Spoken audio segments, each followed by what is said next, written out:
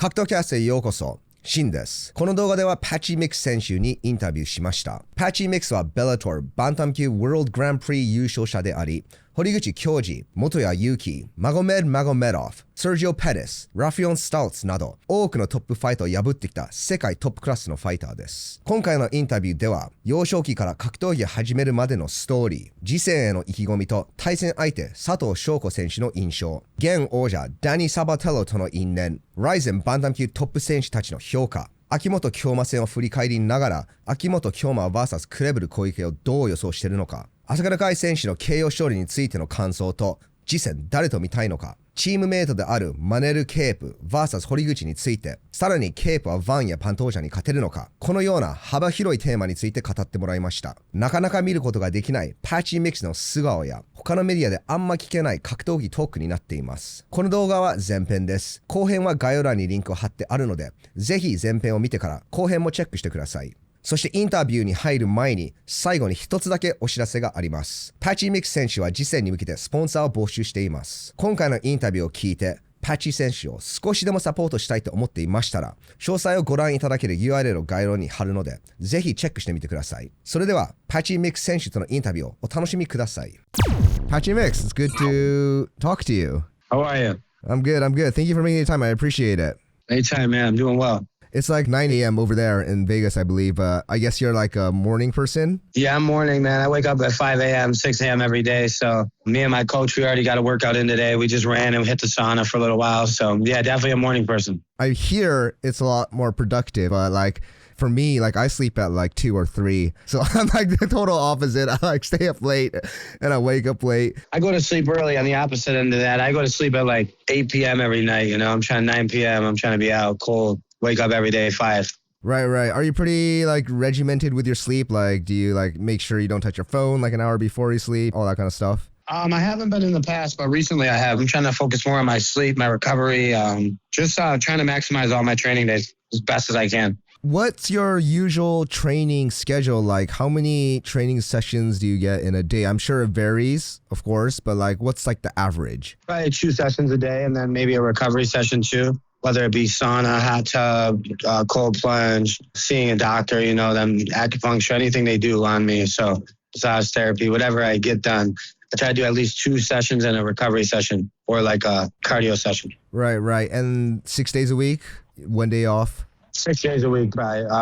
1 or 2 days off, you know, depending.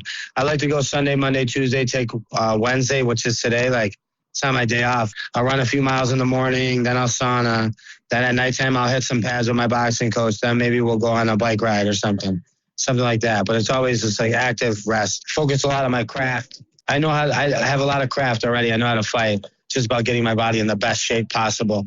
And I feel like I haven't been able to do that in my last couple fights. Yeah, I definitely want to talk to you about your last fight with Akimoto. Also, you got a fight coming up. I definitely want to get your thoughts on your next opponent, Shoko Sato. But I also wanted to talk to you about your past and your upbringing. We all know you because you fought some Japanese stars like Horiguchi, Motoya, and also Akimoto. But I don't think a lot of media has been talking about how you grew up and like what got you into MMA and stuff. So I looked up on Wikipedia, and I'm not sure how correct this is, but you grew up pretty like poor and you had a hard time with money in general with your family. You were like fighting in schools for money, for cash, and like you're selling your school lunch and stuff like that. I believe I saw this in some interview, but is that true? Yeah, a lot of it's true. Yeah, pretty accurate. You know, I used to fight a lot when I was a kid. Me being like one of the only kids that knew how to fight, I guess.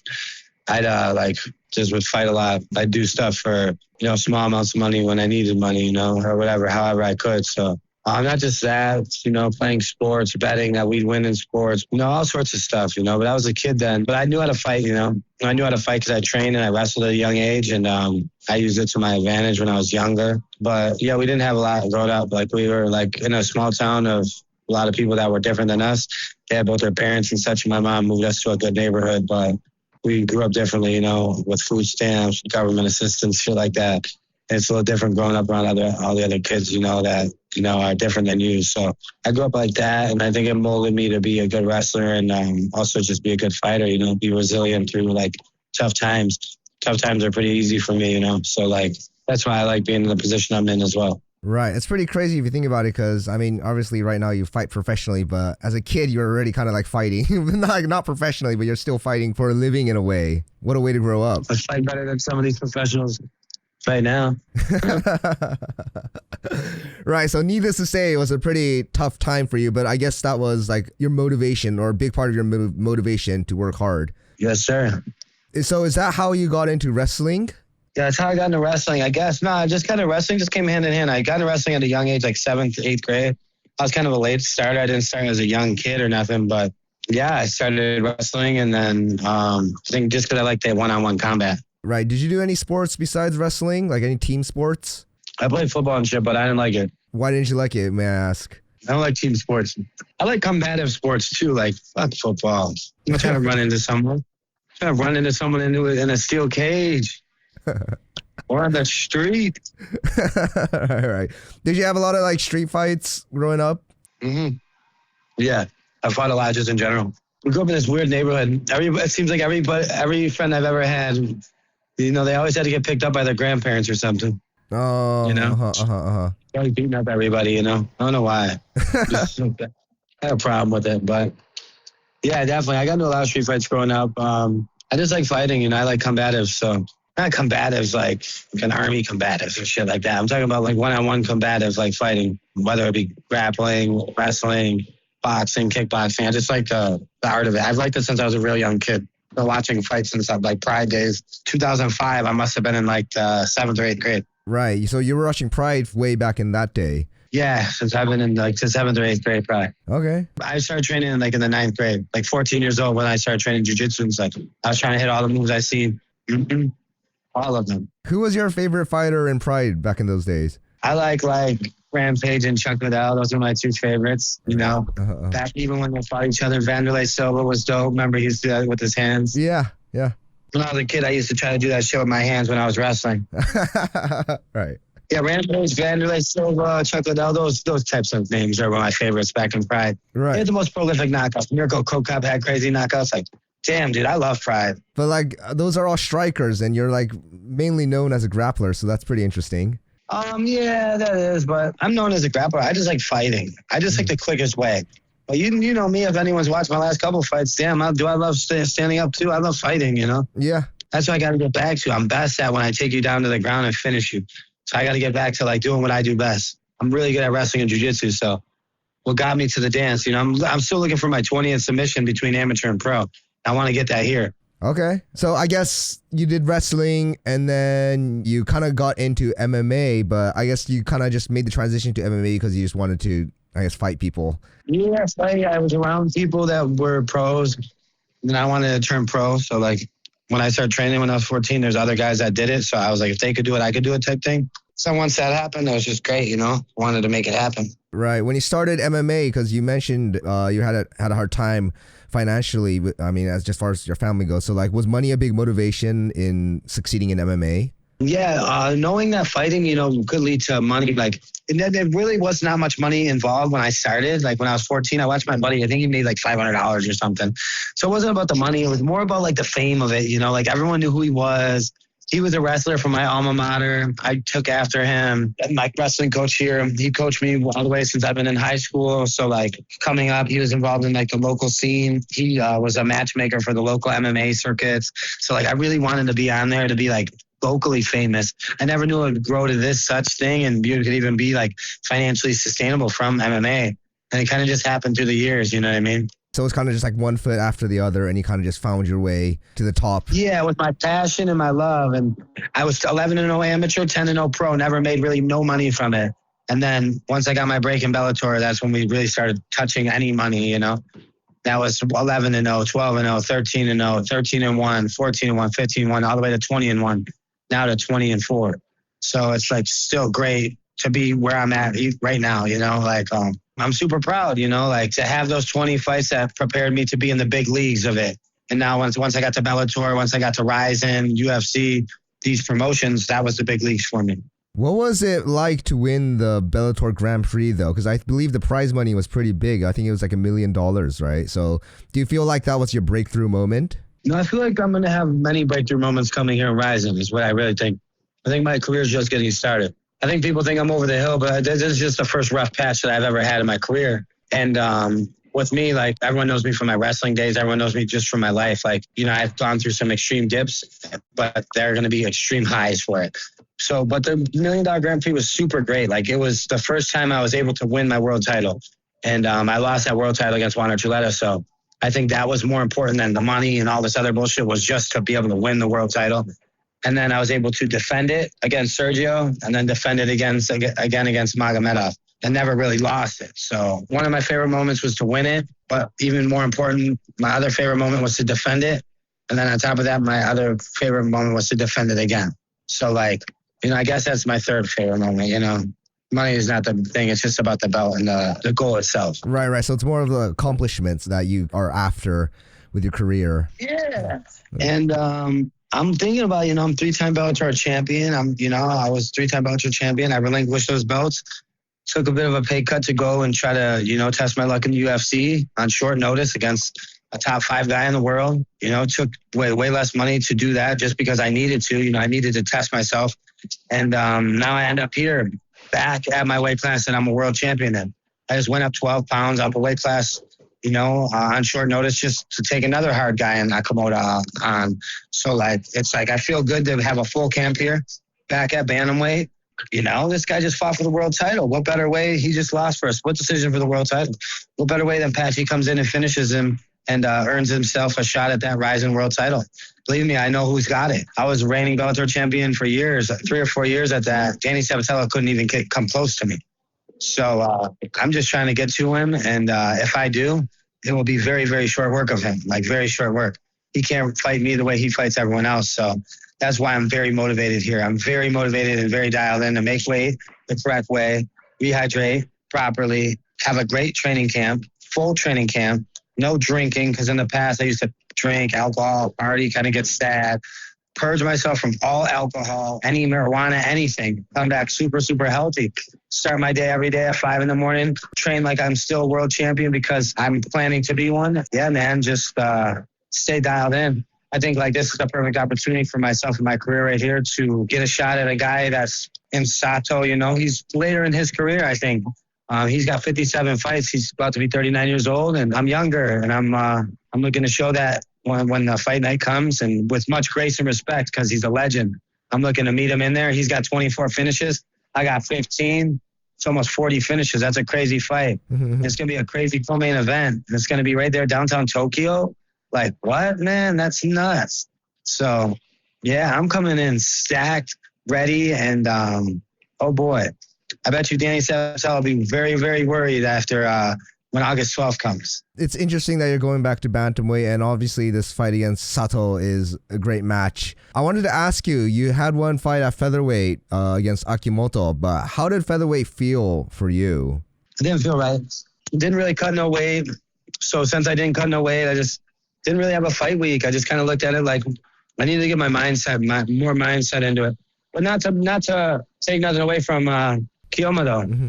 Man, he was on point that night. And even if I brought my best self, I'm not sure. I can't say that I could have just beat him. You know what I mean? So featherweight showed me I think I need to be a bantamweight. I mean, in the future, I feel like I'll go up. But right now, it's just, I'm a 3-time world champion. I want to be 4 or 5 times, 6-time world champion, you know? So I got to try to acquire that rising belt. And the easiest way to do it is to fight basically a number 1 contender fight. I look at it as, you know, Sato just fought for the belt, lost by split decision. I thought he kicked Danny's ass. Danny took him down 25 times, but he didn't do absolutely nothing with it. So, but when I watched that fight, I'm just thinking, dang, I got to beat these 2 guys and I could be the top of the world. I could be a marauder in Tokyo. Just take out these 2 guys I'm watching on the camera. It really resembles a lot for me watching like Stas and Sabatello fight. Uh-huh. Like at one, I was like, dang, these are the last 2 guys left and I got to fight one of them. I was like, either one, it doesn't matter. And then when they read the split decision for Stas, I was so upset because I was planning on guillotining Danny Sabatello in the finale, you know what I mean? Uh-huh. So it was kind of tough, but it's cool that he's over here now. I'm over here. He's been running his mouth a lot. He better hope he wins against this black belt that he's fighting. And I'm going to be ready to fight this guy. You know, Sato is very, very good. He's very dangerous. 38 wins, 24 finishes. But I'm going to be ready. I'll tell you that. If I ever came ready for a fight, this will be the one that I'm most dedicated, most prepared for. I mean, I'm sure you can't really just say what your game plan is, but what areas do you think Sato is dangerous, and where do you think you can overwhelm him in? Well, I think he's dangerous everywhere, but my game plan's the same. I'm coming there, put him on his back, pass his guard, smash him up, and submit his ass. Period. That's it. That's what I'm coming in there to do. He can know it. Everyone else can know it. I'm going to vintage Patchy Mix. Take his ass down, pass his guard, take his back, and finish him. That's what I'm doing. And if Danny Sabatello can get you down 20 times and he can control you like that, come on, dog. You got to really prepare. I'm not taking nothing away from Sato because he could, he blitzes well. He has power. He has a better than all the other guys I said, like his transitions with risen rules. Like when you hit the ground, he could kick you well. That's just all dangerous, you know? And he's very keen and savvy at it because he has so much experience. Like I watched him knee Danny when he was down a lot. And I thought that was real cool to see like how quick the transitions are because in UFC or other promotions, you don't see this. So it's very dangerous. The way he hurt Danny in the first round last time, like I think Danny was on his knee and he up kicked him. Illegal in a different promotion. But I'm hoping if he throws that to me, I catch it, take it up to the ceiling, throw his ass on his back. Nah, I'm kidding. Yeah. But no, that'll be a good one, man. I'm super excited. If you can't tell him. You know, I like Sato's energy. He's like a little Japanese. He's like a Japanese ninja. I'm a ninja myself, you know. I don't know if they just celebrated on the Juneteenth, though. I'm like a Juneteenth ninja. And I'm going to come out there and we're going to dance. You know, he put that song on his thing when it was me and him. It's like, let's dance. I liked it, you know. We're gonna dance around and it's going to be a good one, man. I can't wait to give it to the fans. And I'm hoping, you know, we got 40 finishes amongst each other. I think 39. So this will be 40. Right. And I'm putting him out. It's either he putting me out or I'm putting him out. I'm putting him out. Putting him unconscious. I'm putting him out. That's what I think happens. I think I put him out. He's only been finished 3 times, and I'm trying to make it 4. I'm coming motivated. I'm going to try to finish my camp up at Japan Top Team out there with Kiyoma and Sakara and all those guys. Trying to finish my camp out there and get adjusted to the time earlier and just be ready, you know? That's cool. Yes, you mentioned Sato. He not really soccer kicked, but yeah, Sabatello had his knees or hand on the ground and he soccer kicked him in the chin and it rocked him pretty bad. Throughout the fight, I think he kicked him again and he hurt him again. But like, have you adjusted completely to the Ryzen rules, you think? Like, I think Kyoma, he rocked you with a punch, but then what actually did the main damage was probably the soccer kicks, and he was very fast to make that transition. But like, the punch did the most. Because he punched me behind my ear and then he blocked me and then I got at 26 seconds. Then I got back up and then he hit me again with a punch. Then he put me back down. Then he got back up and he hit me again. So like he put me down with 3 different punches in like 20 seconds. Credit to me being able to get up and stuff, you know what I mean? Yeah. But then at the end of that, he soccer kicked me and then the bell kind of, you know, kind of kept me there. And then in the second round, he hit me with another punch and then soccer kicked me to finish me. But I don't think it was me not being adjusted to it. I think it was more him hurting me. The kid's got a lot of power. I don't think that after he hurt me so bad, I don't think I really recovered like my equilibrium. Oh, right. From the first shot. Yeah, I've never felt like that but I've never been hit over my shoulder where I haven't seen it. Right. Like, he hit me southpaw stance from like where I didn't see it. Because he's longer, a little taller than me. You live and you learn. Right. I'm hoping to train with him so that, you know, I gotta exchange some shit with him. What surprised you about Kyoma besides, I guess, his punching power? Just maybe his speed. I think it also is a testament to me, man, you know? Like, that's what I say about having a full camp, training camp, you know? All I needed was a little implication, you know, even with the Kyoma fight. I don't know what happens next, you know? I kind of fight him. Maybe I fight Shahidulayev, maybe I don't, you know? This one, I think I kind of got clear range, you know? I beat this dude's ass and finish him. I'm getting me a title shot. And I'm coming for Danny Sabatello's belt, so... That's it, man. Everybody else has this trajectory because I, you know, dropped a few in a row that Patchy's done, all this. We're listening to the 42 Doug song, We're Not Done, the entire training camp. We're not done. We got to come back and just beat one guy, you know, and not beat him. I have to finish him, you know, with much respect, you know. The ugly little ninja himself, you know. I'm going to be there too, man, you know. We'll see. I'm looking forward to facing off with him. I think it'll be dope. You know, he's a gangster with it, you know. So I think he brings like cool energy, and I think like bringing some good ass energy too. So it'll be a dope ass fight. I think it's a fight for the fans, you know, like Ryzen versus Bellator/UFC type guy, you know. He fought in Red 1 in Ryzen, and I fought in UFC in Bellator. And now we meet in the Ryzen Center, you know, the ring. and a humongous card like that, it's going to be crazy.